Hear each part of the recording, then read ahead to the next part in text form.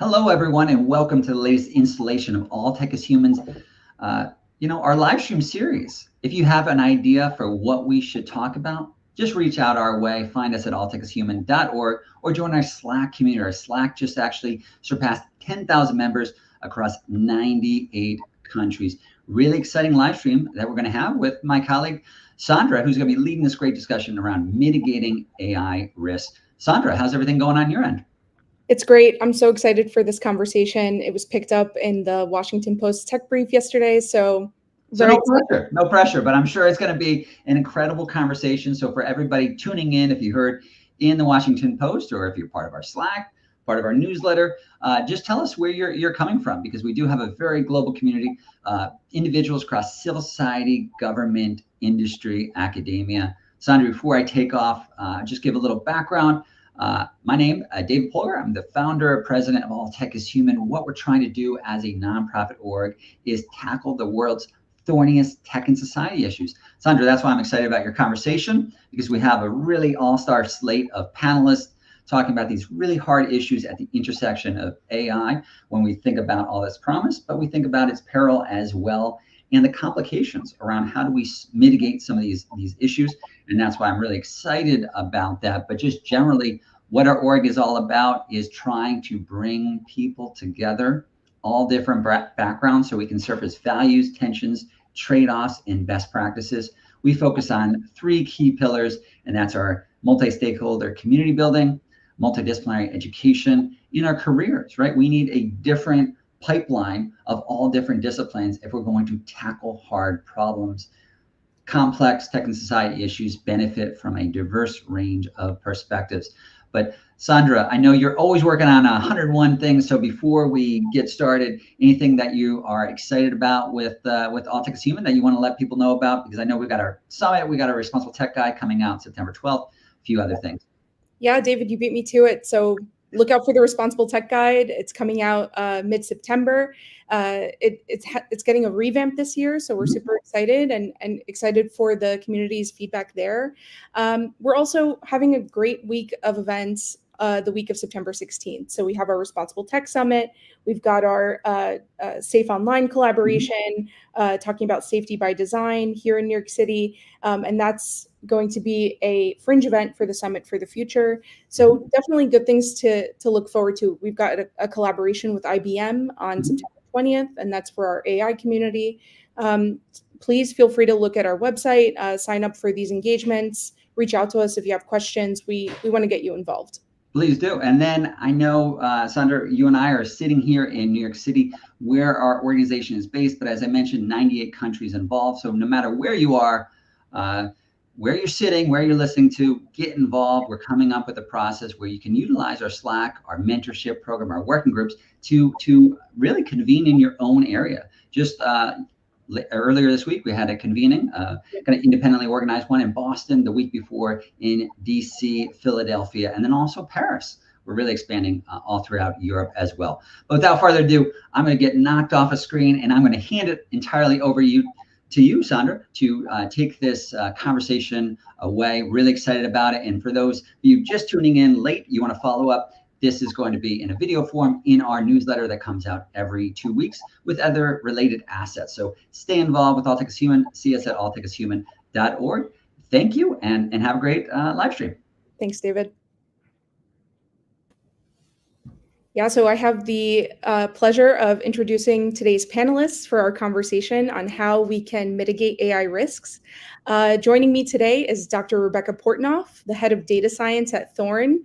Also needs no introduction as a great partner in our recent collaboration on AI-generated CSAM guidelines. We have Dr. Hani Farid, professor of electrical engineering and computer sciences at the School of Information at UC Berkeley, also senior advisor to TruePic. And finally, Maggie Muntz, the director of partnerships and strategy at TruePic. Thank you all for joining us today. Diving right in, I'd love to start with you, Rebecca. We've had some great conversations on the key initiatives currently underway to mitigate AI risk. So can you give us a brief synopsis of what those initiatives are and how we can apply lessons learned from these initiatives across different industries and roles in AI development? You asked for brief. Let's see if I can make that happen. And I do want to preface that there are definitely many initiatives that I'm not personally familiar with, and in general, so much active research in the AI safety community. So don't take what I'm about to say as a complete list. But there are several initiatives and organizations that I think are worth paying attention to, who are focusing on preventing or mitigating present-day harm from AI. So one of these initiatives I'll highlight is one that kicked off earlier this summer, led by the Center for Democracy and Technology, the Cyber Civil Rights Initiative, and the National Network to End Domestic Violence. They are organizing a multi-stakeholder working group with representatives from industry, academia, nonprofit, and survivor groups to together identify interventions to prevent and mitigate harms caused by non-consensual intimate images, including AI-generated content. Two other organizations I'll highlight here are Partnership on AI and OECD. They've been doing work in this space of safe, responsible, and ethical AI for several years now. Both of these organizations have a core focus on that stakeholder engagement, bringing folks together to establish principles, recommendations, and other resources around assessing AI risk and implementing trustworthy AI, as well as advocating for related policy on the topic. Another similar organization, or an organization with a similar stakeholder approach, is Equal AI. Their focus is primarily on reducing bias in AI systems. The Algorithmic Justice League is another great example of an organization that focuses on that issue of bias in AI systems, highlighting how these systems can, and in some cases are, perpetrating discrimination. So you asked for brief. I'm going to keep going, Sandra, until you cut me off. Another work I'd love to highlight is ML Commons. This is a nonprofit that focuses on enabling trusted, safe, and efficient AI. Their strategy focuses on building out better systems for measurement and accountability, because you can't fix something without knowing whether and how it's broken. So for AI safety, those kinds of robust measurements and benchmarking is a really solid foundation to then layer on other interventions and preventative measures. Of course, the nonprofit Humane Intelligence does excellent work in a related area, building out that technical community that engages in public, independent, algorithmic auditing and evaluations. They've got several red teaming exercises they've already conducted over the last year and have more upcoming in collaboration with NIST. And on the topic of red teaming, I'll highlight the work the Tech Coalition has been doing in helping its member companies explore ways with the Department of Justice to be able to red team their own models for child sexual exploitation and abuse risks. Yeah. So just one more initiative if I can. The last one I'll highlight today is the one, of course, as Sandra mentioned, that Thorn and All Tech is Human established last summer to prevent the misuse of generative AI for child sexual abuse and exploitation. This has been ongoing for the last year with several major industry players joining into these commitments, and we are now solidly in that accountability stage. Yeah, I'm excited for the next step of that partnership, and special shout out to Humane Intelligence, who just launched the red teaming exercise in collaboration with NIST yesterday. They're looking for partners, so please visit their website to sign up to either participate or partner with them. Moving over to you, Hani, we've definitely covered the importance of solutions like fraud prevention and non-consensual image sharing detection, and other critical aspects of AI intervention. But we don't quite talk about why they might still be insufficient for addressing the larger issues at hand. Yeah. And so how do solutions fit into this broader context of what I view as rebuilding trust in institutions? Yeah. And what additional measures do you find necessary here? Good. So the way I think about what we're talking about and what Rebecca very nicely enumerated is that there are necessary but not sufficient conditions to get us where we want. We have to do that part, but we have to do other things. So let me give you a few examples. If somebody creates non-consensual sexual imagery and carpet bombs it on the internet, the half-life of a social media post is measured in under a minute. So by the time we get around to figuring something out, this stuff is spread like wildfire on X, on YouTube, on TikTok, on Facebook, and on Instagram.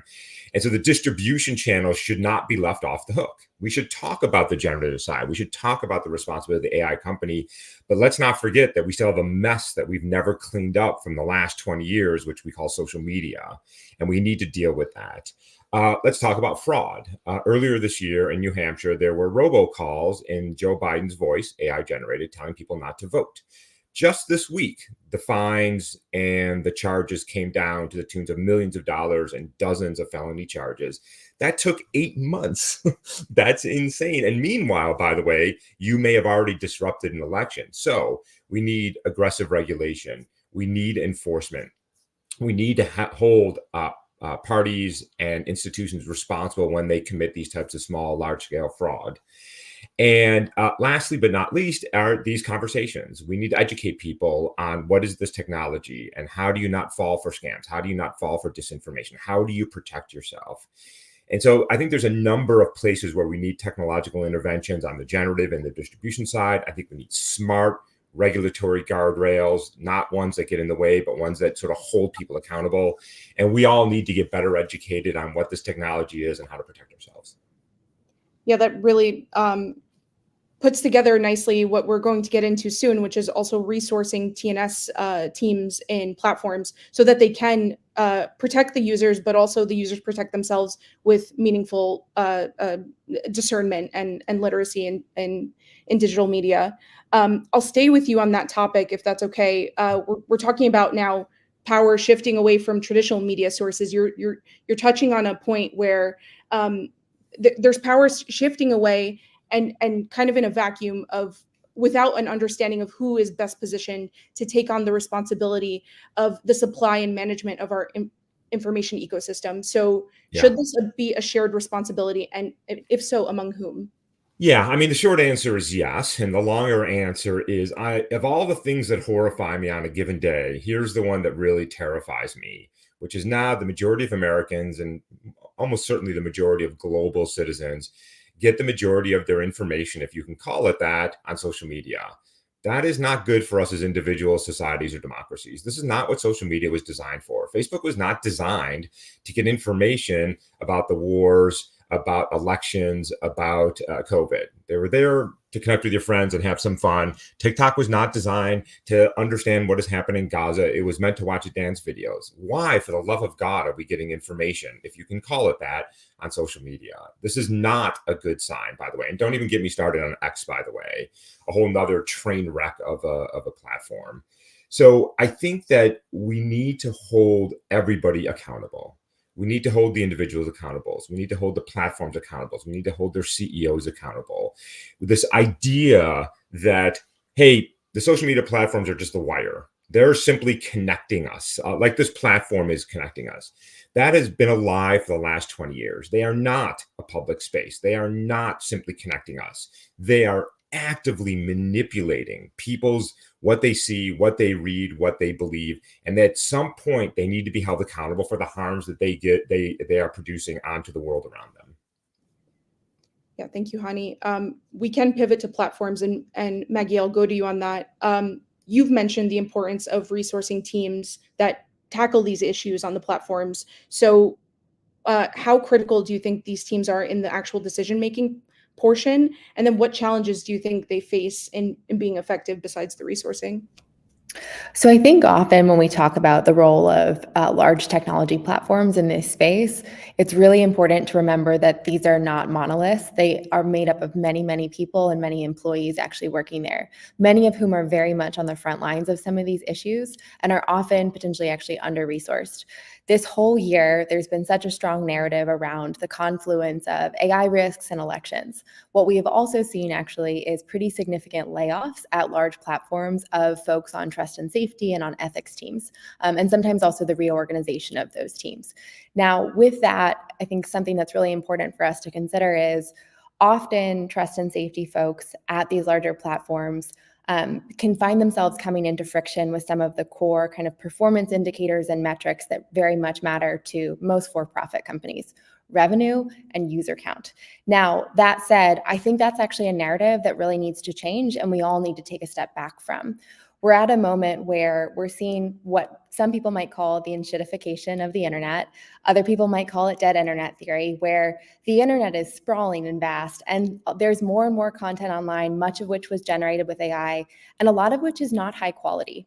Now, to navigate that space is difficult as human beings. And these trust and safety teams are often very much on the front lines of making sure that the platforms that they work for are spaces that we all want to spend more time, or at least spaces where we feel safe and feel like we can have trusted interactions. Now, in terms of what actually happens in practice, often there's plenty of abuses happening in real time, some of which are being caught and some of which are not. And I think one of the really important things we all can be thinking about is the business case for trust and safety, instead of holding these teams as a line item and a cost, a compliance cost, et cetera, very much really understanding how essential they are to platform survival, to growing revenue and to growing user count. If we all start leaving platforms because we're having poor experiences there, where we don't feel safe, where we don't feel like we can actually trust the platform or the interaction to spend money or participate in the digital economy, that's a huge issue. So I think we're at a moment where the business case for trust and safety, the business case for transparency and authenticity online is actually it needs to become more a part of the conversation, because for too long, I think these things have been held in friction with each other, and they're ultimately actually, I think, are very much in alignment when we think about the future of the digital economy. So I would say in general, in terms of the resourcing for these teams, there's a huge opportunity for a mindset shift in terms of the critical role that they actually play in preserving the digital economy and preserving incentive structures that serve all of us. So I would, obviously like to see those teams better resourced with headcount, with tooling, et cetera. And I think, making sure those folks who are on the front lines at the platforms are a part of the conversation is really essential when it comes to the formulation of policy, when it comes to the formulation of technical solutions that they might actually be availing themselves of, because, any technology is ultimately a tool, and tools can be really helpful in sifting and sorting through, mounds and mounds of AI generated content or whatever we find kind of on the sprawling internet today. So I have lots more thoughts here, but that's really in a nutshell, I think, where we find ourselves. Yeah, I really appreciate your thoughts there. I agree. Making the business case also looks like unifying business language across what trust and safety means in different contexts. I think there's a global consideration there that we need to lean into more, where we might not be speaking about trust and safety along the same terms as our partners abroad. And so what does that look like? And how does a meaningful whole of government approach look like there? Accountability, you mentioned, it's a critical factor. And Rebecca, you have spoken about accountability when ensuring safety in AI. So across this complex tapestry of different players and different efforts, what are some concrete strategies to ensure that accountability? I'm a firm believer in layered interventions in general, Sandra, and I think that this same concept applies for accountability. You have to come at it from many different angles. As Hani said, it's not about focusing on just one particular aspect or sector of a business or ecosystem, but really about holding all of us accountable to achieving a particular outcome or navigating these risks. There are 3 concrete elements to this that I try to ground my own strategy in. The first is that transparency. Will you tell us what you're doing? Now, this is necessary, but it's not sufficient. That requires a second level, which is, can you prove to us that you're actually doing what you say that you're doing? Will you let someone else come into your systems to prove to us that you're doing what it is that you say that you're doing? And that brings us a step closer, but it's still not quite enough, because it assumes that first transparency, that you're telling us at all that that's happened, which isn't always the case. There will be groups that just will choose not to be transparent about their actions. So that brings us to the third piece, which is legal guardrails that require action and require verifying that that kind of action has been taken. So just to ground this sort of in a practical example, this is the exact strategy that Thorn and All Tech is Human is following for accountability on the Safety by Design initiative. So for the first piece, every company that joined into these commitments had to also commit to transparently sharing back with the public updates on their progress taking action. Some of those folks are doing this every 3 months. Some of them are doing it annually. And hopefully later this fall, we will have some of those results to share with the public. But that visibility and the pressure that can follow is critical to ensuring accountability.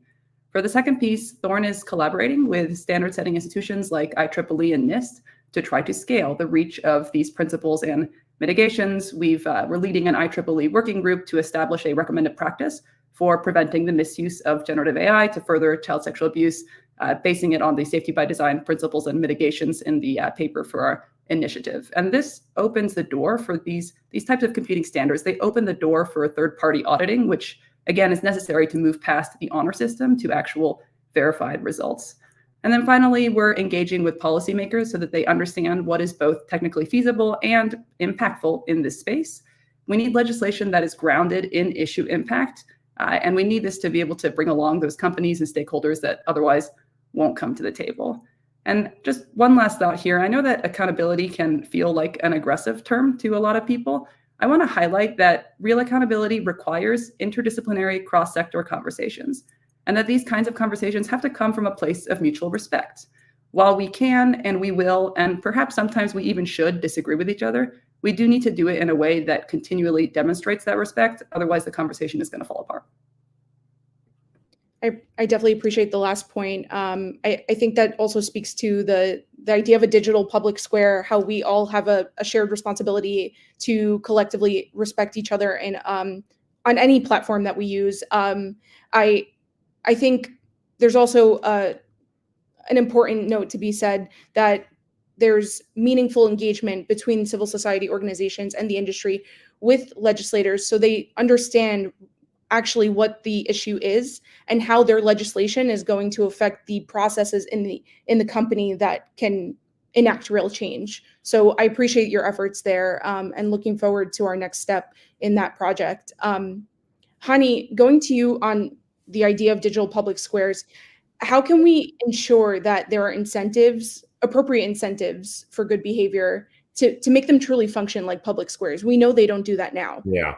How can we- Let's, no matter what Elon Musk says, it's not a public square, right? It's a bully pulpit. Let's be honest. I mean, this is true of most social media platforms, if not all, that the vast majority of content comes from a relatively small number of users.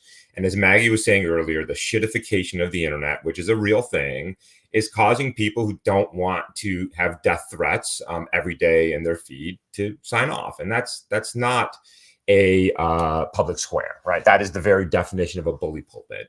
So what's the problem with the social media? It's the original sin is the problem, which is that it is an ad-driven, attention-driving economy. Yeah. If the business model was different, not basically give away the products for free, and in order to do that, you are not the customer, you are the product. And that means attention-driven economy, and we are going to promote the most vitriolic, hateful, conspiratorial, awful content because that's what drives us. Now, you can't really blame the algorithms for doing that. That's our fault. We're the idiots who keep clicking on this stuff, whether we like it or not. And then the algorithms are simply amplifying our lowest common denominator, our worst basic instincts. So you have to do a couple of things. One is you have to change the business model. I'm not naive. I don't see how that happens, given that we have created trillion-dollar companies off of this awful business model. By the way, I take a little hope here that if you look at most of the AI and generative AI companies, they are not ad-driven, right? They are services. You are paying for these services, and that's good news, because we are now the customers and we have competition also, right? So the other problem with the social media companies, because of the network effect, you have virtual monopolies. So I think there's a bright side of the AI and generative AI space. So how do you hold so-called public square accountable is we have to change the liability laws, right? Right now in the US, not in other parts of the world, by the way, including the EU and Australia and Singapore and other parts of the world, but in the US, Section 230, I'm sorry, I'm ahead, be the first one to say that, but gives these companies an awful lot of protection. I think the courts are starting to get tired of an overreaching interpretation of that. And at some point, we are going to have to hold these companies accountable in the same way, by the way, that Fox News was held accountable for pushing lies about the election. So there was a real accountability there, a multi-million-dollar accountability. Why shouldn't social media be held in the same way? Not for what I say on their platform, but for how they algorithmically and selectively amplify that over other things. They are not neutral anymore. And I think we just have to change the accountability. And then the algorithms change very quickly after that, because the economics don't work anymore if you are staring down the barrel of billion-dollar fines every single month. And do you view a lack of innovation coming out of the accountability process, or do you think that's not a point worth considering? So there's some good news and bad news here. So EU has been very thoughtful on the regulatory side, DSA, DMA, the EU AI Act. The Brits have been very good on the online safety bill. Julie Inman-Grant in Australia has been doing phenomenal work. She is a warrior in what she is doing there. And if you want to see how to think about this space, go see what Julie is doing, because I think she's doing a fantastic job in Australia. So I think that there is a roadmap here. And the one comfort I take here is, unlike 10 years ago, where we all thought, we being the regulatories, is, the internet's fine, let it do its thing. I think most people are looking at the internet today thinking, yeah, this is not great and it's getting worse. And so what are reasonable interventions? And you're seeing some really thoughtful legislation coming out of the states of California and some other states, of course, being met by those with the financial interests with huge, huge pushback. So we as consumers and our regulators have to keep our heads up and keep fighting this fight, because I think it's important. I completely agree with you. And I think the state-based approach will definitely have its pros and cons there. Sure. We'd love to see that on a federal level, and I'm excited to see what the next step is. Yeah, let me add one thing, if you don't mind. I was recently up in Sacramento, and I was asked by a member of the assembly, is this a good idea for the state of California to be passing laws? And my answer immediately was no, it's a terrible idea, but it's a good way to get the federal government to respond, because nobody wants a patchwork of legislation.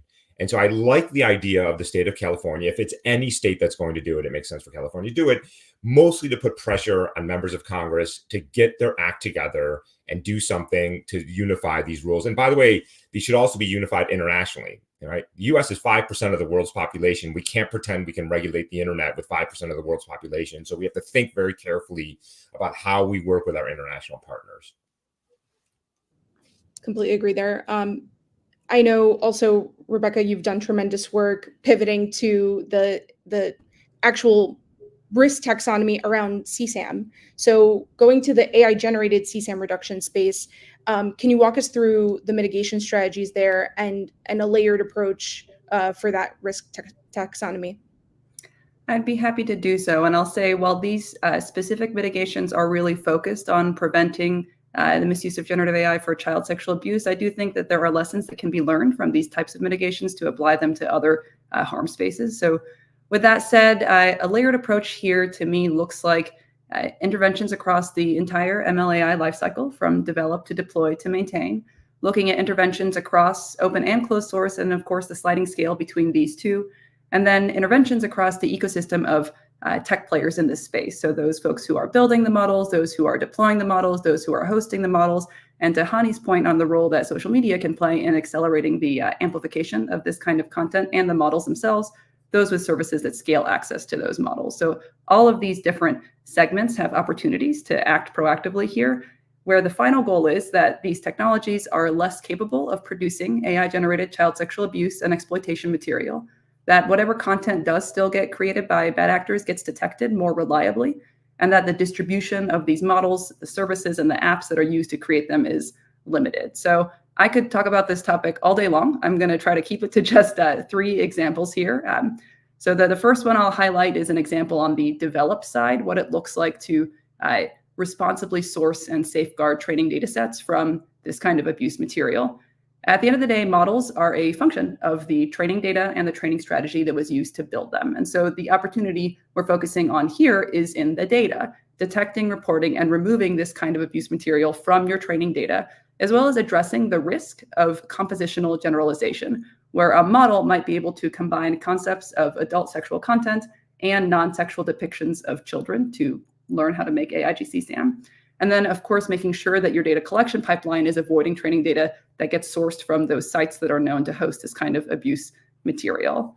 If we think about the deploy side of things, I like to focus specifically on the opportunity for model hosting platforms. This idea of responsibly hosting models can apply to both first-party model providers, those that are only hosting the models that their developers in-house have built themselves, but also those that are hosting third-party models, those who are working with developers outside of their organization. And in either case, it really comes down to this concept of elevating content moderation from the media, from the image, the video, or the text to the model itself, so that you're setting up the processes, the systems, and the policies that are necessary to ensure that that moderation happens at the model level. So you're only hosting models that you have first evaluated, and you're taking down already hosted models that you discover can generate this kind of abuse material. And then the last intervention I'll highlight is on the maintain side, preventing your services from scaling access to harmful tools. So we know at this point that, unfortunately, bad actors have built models specifically to produce AI-generated child sexual abuse material, that in some cases they are targeting specific children to make this content depict their likeness. We also know that they're building new services that are used to nudify content of children that is then used to make new AI-generated child sexual abuse material. We don't have to live in this reality. We can and we should limit access to these kinds of harmful tools by removing them from platforms and search results.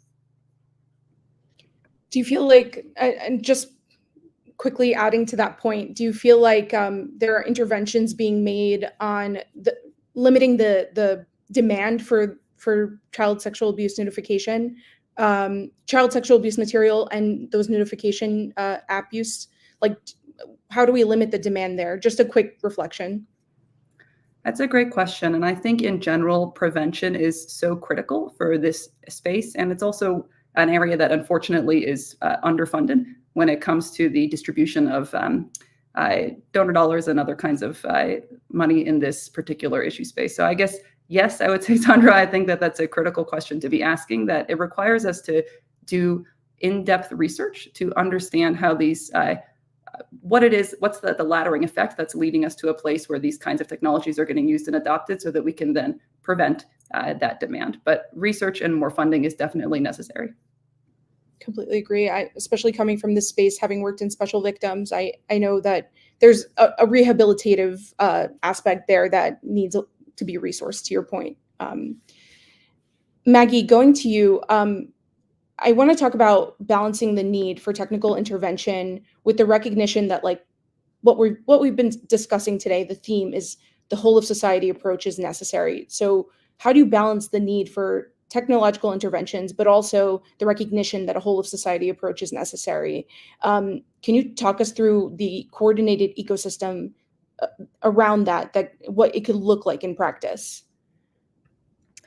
So I think one of the really important things to just be level set on is that any technology is a tool, and humans decide how they're going to wield that tool, whether that's for purposes that make the internet a better place to exist, to work, to live, et cetera, or whether they potentially make the internet a place none of us actually want to be. So technology is a tool, and how it's used and how it's implemented, that's generally up to human beings. So I think when we think about some of the sort of technical interventions or technical approaches to mitigating AI risks and harms, ultimately those are all in service to principles, policy regimes, understood best practices that human beings are coming together to discuss and codify as industries, and then also as kind of greater multi-stakeholder efforts. Rebecca mentioned a lot of those earlier that are in flight. One good example is the Partnership on AI's Synthetic Media Framework, which is really a framework to reduce risks around synthetic audiovisual content. And it very much, crystallized around this idea that we need to disclose where something came from, how it originated, if AI was used in the creation of something, because it can be so hyper realistic, and that can come with a lot of sort of downside risks, specifically around deception. Now, that's just one example, and the technologies that can be used kind of in implementation of this idea of disclosure as a best practice around synthetic media.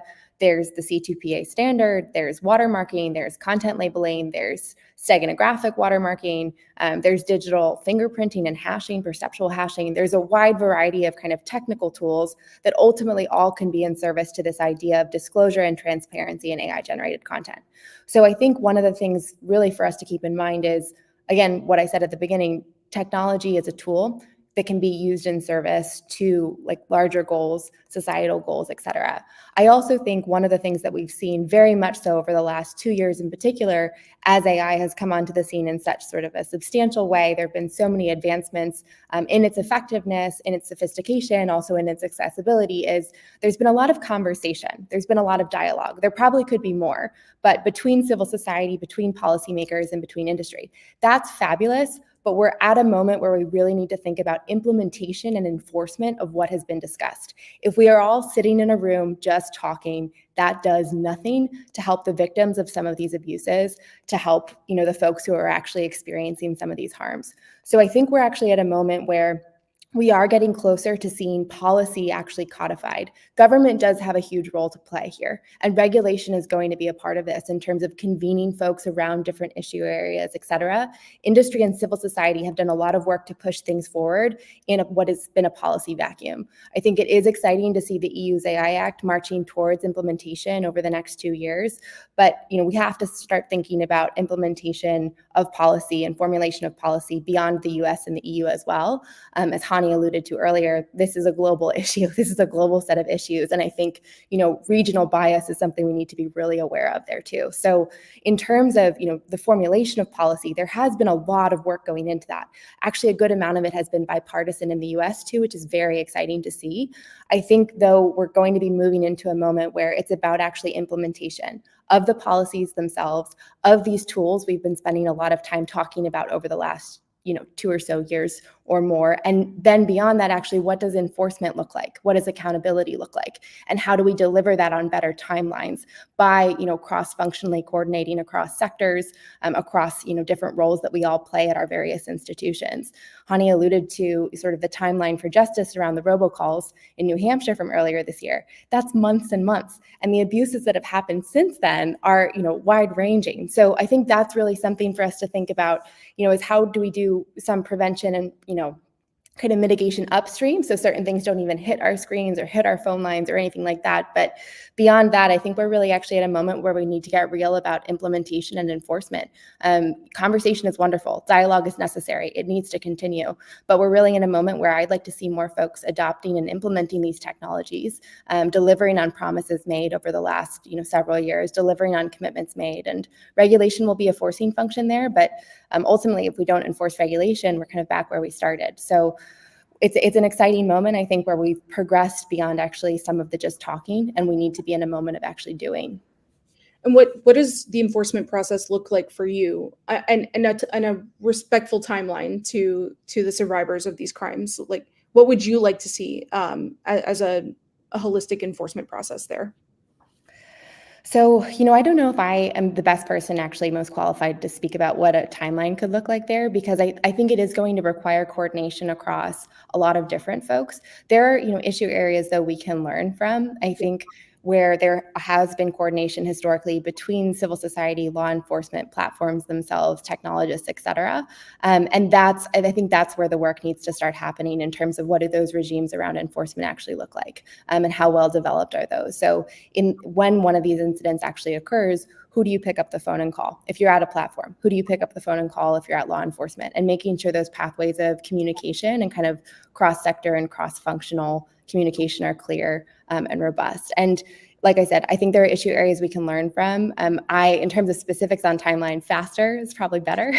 But beyond that, I don't know if I'm the best expert in the room to really comment on that. But I do think it's really critical for there sort of to be interagency, inter-industry, and then also cross-sector pathways for people to tackle some of these things because they're so multifaceted. I completely agree there, and I think it's not out of the realm of possibilities to see a future where the U.S. has a regulatory body similar to that of Canada or the U.K., Australia, like having an e-safety apparatus that can help there. It shouldn't be out of the realm of possibilities. Of course, that involves a lot of adjustments of laws, and it's a long process bureaucratically. So what does the immediate look like is a really important question that you've brought up here. I would love to encourage our audience to share some questions that they might have. This has been an illuminating conversation so far, but I'd love to elevate some good questions from the audience. And in the interim, just to kind of round out the conversation, talk about what the desired end state, what's the path to the desired end state now? And I'll leave that open to the panelists, but what's our current path to the desired end state now?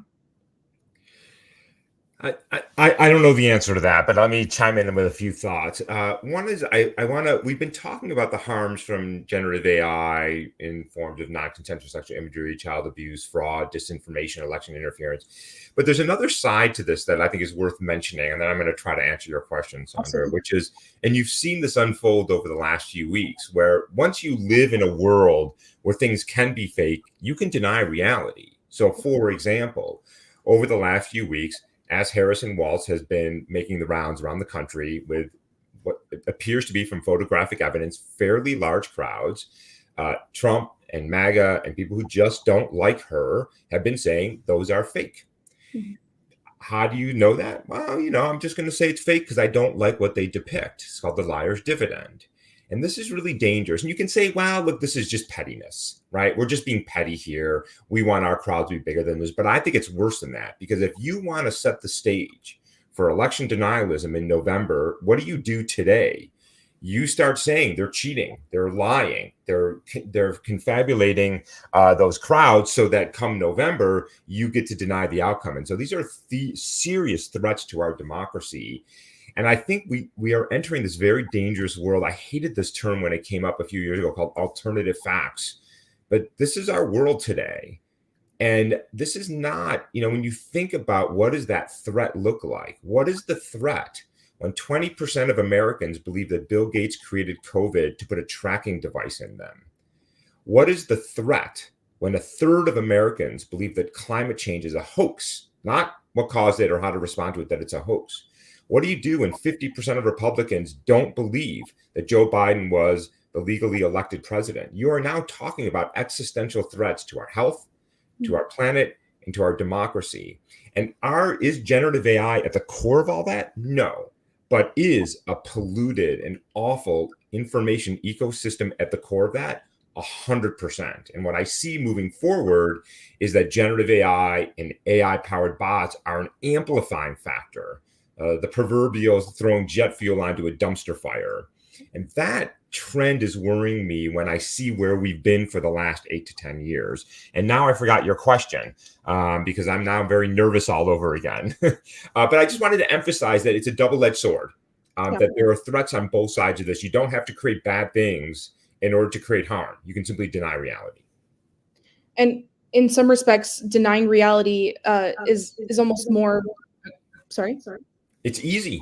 It's easy to do it, right? It doesn't take any effort. You just say it's fake, right? Yeah. And by the way, if you want to see how fast the landscape has shifted, in 2016, then candidate Trump got in trouble because of saying some really bad things on the Access Hollywood tape about what he did to women. And what happened after that tape was released is he apologized. And that was phenomenal, because today, no way.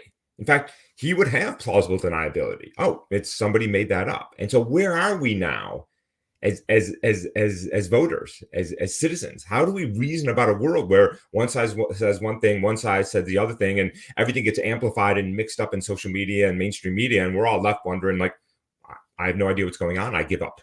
And that's not a good outcome for anybody. Yeah, I completely agree there.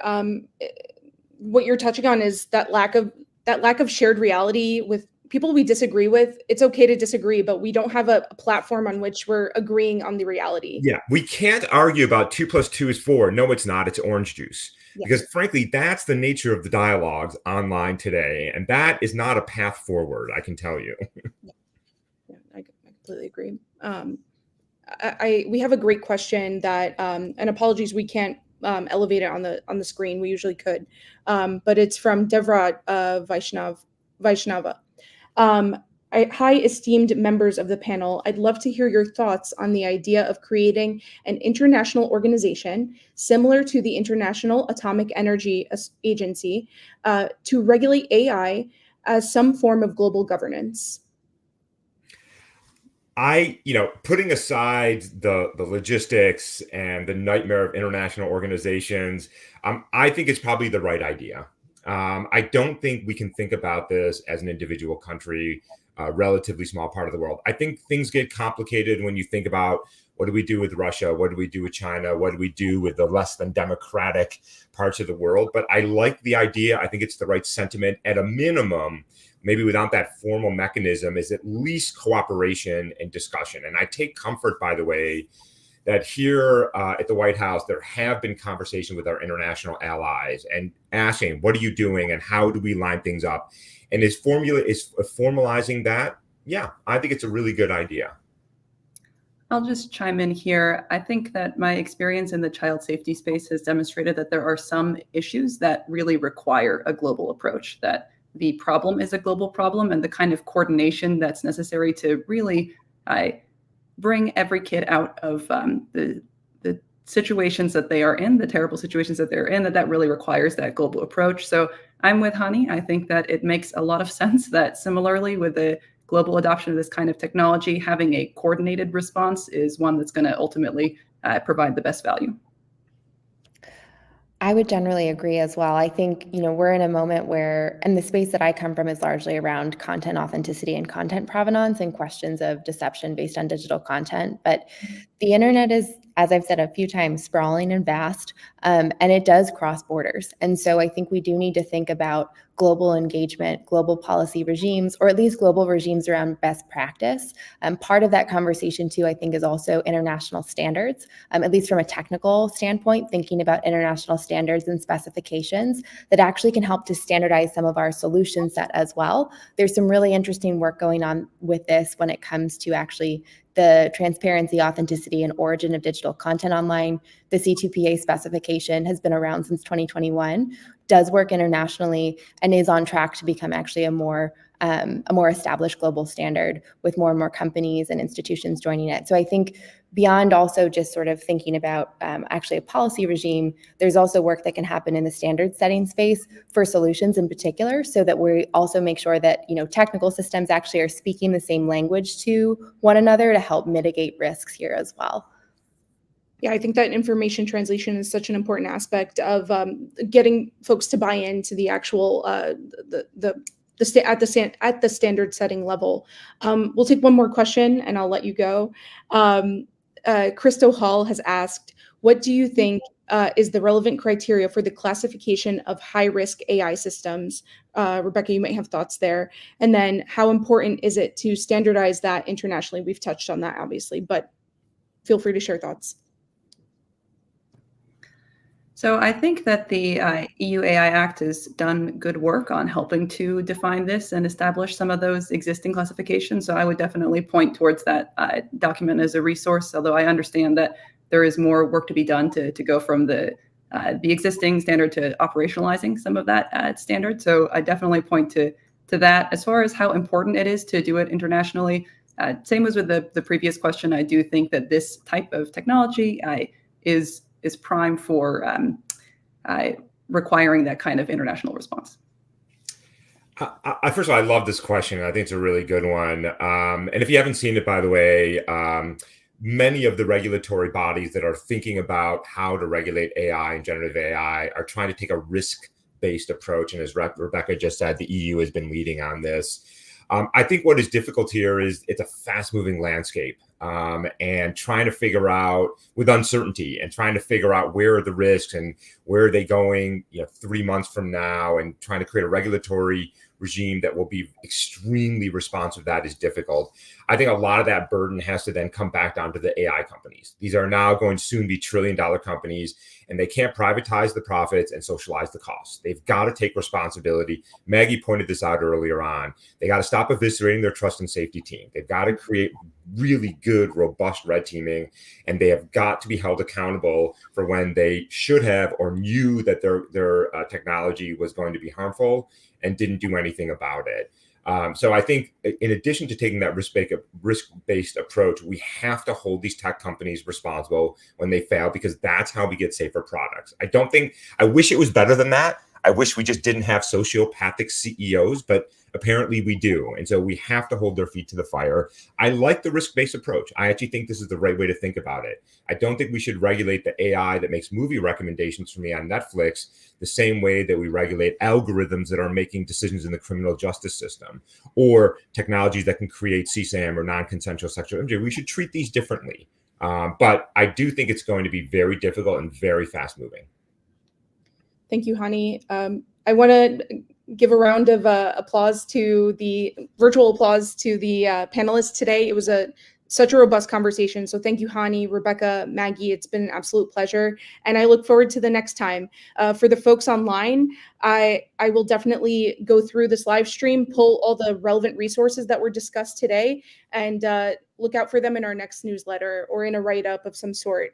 We want to make sure you have this information and join us for the next one. Thank you all. Thanks, Sandra. Thank you, Sandra.